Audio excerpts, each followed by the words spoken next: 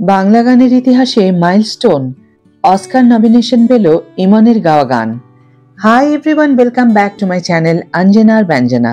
বন্ধুরা, তোমাদের সকলকে আমার এই ছোট্ট ইউটিউব চ্যানেলে স্বাগত জানাই। পথ শিশুদের নিয়ে গাওয়া এই গানে বিশ্বমানের স্বীকৃতি পেল ইমন। এবারের অস্কার মঞ্চে সেরা মৌলিক গানের তালিকায় 89টি গান এবং সেরা মৌলিক ব্যাকগ্রাউন্ড স্কোরের জন্য মোট 146টি গান ব্যালটে রয়েছে। বাংলা গানের অস্কার যাত্রা। ইমন চক্রবর্তীর বাংলা গান অস্কারে নমিনেশন পেল। এই প্রথম কোনো বাংলা গান অস্কার মঞ্চে অরিজিনাল স্কোর নমিনেশনে স্থান পেল। গানের নাম ইতি মা। পথ শিশুদের নিয়ে গাওয়া এই গানে বিশ্বমানের স্বীকৃতি পেল ইমন।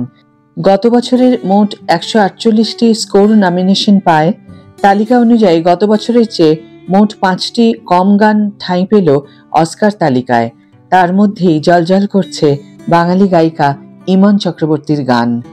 ইন্দিরা ধর মুখার্জি পরিচালিত ছবি পুতুল ছবির গান ইতি মা। গানটি গেয়েছেন ইমন চক্রবর্তী। শিশু দিবসের উপলক্ষে এই গান মুক্তি পায় 14ই নভেম্বর। তারপরেই এলো এত বড় স্বীকৃতির খবর। ইমন বলেন, তিনি আপাতত সারেগামাপার শুটে আছেন। শুধু শান্তনু মৈত্রকে জানিয়েছেন খবরটা, ভীষণ খুশি উনিও। অন্যদিকে পরিবারে কেবল স্বামী নীলাঞ্জন চক্রবর্তী এবং বাবাকে জানিয়েছেন। তার বাইরে এখনো খুব বেশি কেউ জানেন না এত বড় সুখবর। রবীন্দ্রসঙ্গীতের হাত ধরেই ইমনের যাত্রাপথ শুরু। তারপর কখনো তা বাঁক খেয়েছে ধ্রুপদীতে, কখনো আধুনিকে, আবার কখনো লোকসঙ্গীতে। 2017 সালে প্রাক্তন ছবির বাংলা গান তুমি যাকে ভালোবাসো শ্রেষ্ঠ চলচ্চিত্র নেপথ্য কণ্ঠশিল্পী হিসেবে জাতীয় চলচ্চিত্র পুরস্কার জেতেন ইমন। এবার নমিনেশন পেলেন বিশ্বমঞ্চের দরবারে। অস্কার কমিটির দ্বারা গঠিত হয় বিভাগীয় নির্বাচনী দল। সঙ্গীত ক্যাটাগরিতে নির্বাচন প্রক্রিয়ার জন্য তৈরি হয়েছে তেমনই একটি দল। তারাই ভোটদানের মাধ্যমে বেছে নেবে মোট 15টি মৌলিক গান ও 20টি মৌলিক ব্যাকগ্রাউন্ড স্কোর। আগামী 9 থেকে 13ই ডিসেম্বর অবধি চলবে প্রথম রাউন্ডের নির্বাচন। শর্ট লিস্টেড অর্থাৎ বাছাই হওয়া গানগুলোর নাম ঘোষণা করা হবে 17ই ডিসেম্বর। শুধু ইমন চক্রবর্তীর ইতি মা গানই নয়, অস্কার নমিনেশনে ঠাঁই পেয়েছে পুতুল ছবির ব্যাকগ্রাউন্ড স্কোরও। এ যেন ডাবল আনন্দ। ফোন ধরেই বললেন ছবির পরিচালক ইন্দিরা ধর মুখোপাধ্যায়। সকাল সকাল এমন খবর পেতেই দিশেহারা ইন্দিরা বললেন, প্রথম যে খবরটা পাই তা হলো ইমনের গানের নমিনেশন। আর তার কিছুক্ষণ বাদেই জানলাম আমাদের ছবির ব্যাকগ্রাউন্ড স্কোরও নমিনেটেড। ব্যাকগ্রাউন্ড স্কোরের কৃতিত্ব একেবারে সায়ন গঙ্গোপাধ্যায়ের, যিনি সুরকার। ও খুব খেটেছে ছবিটার জন্য। খেয়াল করবেন আর আর আর হোক কিংবা জয় হোক, তাতে যে সকল বাদ্যযন্ত্র ব্যবহার হয়েছে তা একেবারে মৌলিক।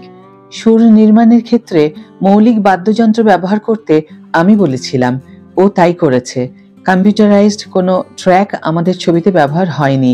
এই স্বীকৃতি শুধু আমার কিংবা ইমন সায়নের নয়, গোটা টিমের কৃতিত্ব। আমি এখনো ভাবতে পারছি না inside out, planet of the apes, মুফাসার মতো ছবির পাশে আমার ছবি পুতুলও রয়েছে। এরপরে যাত্রাপথ কিন্তু আরো কঠিন, তা বুঝতে পারছেন নিশ্চয়ই। তা তো বটেই, কিন্তু আশা রাখছি ভালো কিছু হবে, বললেন পরিচালক ইন্দিরা ধর মুখোপাধ্যায়। প্রসঙ্গত, ইন্দিরা ধর মুখোপাধ্যায় পরিচালিত ছবি পুতুল ছবির গান ইতি মা। গানটি গেয়েছেন ইমন চক্রবর্তী। শিশু দিবসের উপলক্ষে এই গান মুক্তি পায় 14ই নভেম্বর। তারপরেই এলো এত বড় স্বীকৃতির খবর। প্রথম বাংলা গান অস্কার নমিনেশনে, সঙ্গে সেই ছবির ব্যাকগ্রাউন্ড স্কোরও। বন্ধুরা, আজকের ভিডিও এখানেই শেষ করছি। ভিডিও যদি ভালো লেগে থাকে তাহলে অবশ্যই একটা ছোট্ট করে লাইক দিও, শেয়ার করো বন্ধুদের সাথে, কমেন্ট করে জানিও তোমাদের মতামত। যারা এখন আমার চ্যানেলটিকে সাবস্ক্রাইব করোনি তারা অবশ্যই চ্যানেলটিকে সাবস্ক্রাইব করে আমার পাশে থেকো। আর যারা অলরেডি সাবস্ক্রাইব করে দিয়েছো তাদের জন্য আমার অনেক অনেক অনেক ভালোবাসা এবং অনেক ধন্যবাদ। আজ তাহলে বিদায় বন্ধু, দেখা হবে পরের ভিডিওতে। ভালো থেকো, সুস্থ থেকো।